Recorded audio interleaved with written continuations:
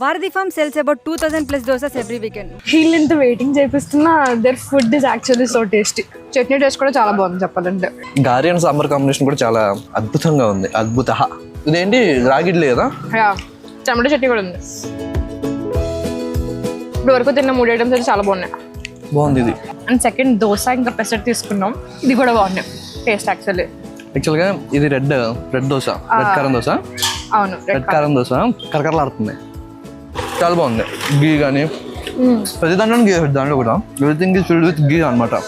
Everything is homely, so homely. నాకు సాంబార్ చాలా ఇంట్లో తిన్నట్టు ఉంది తెలుసా.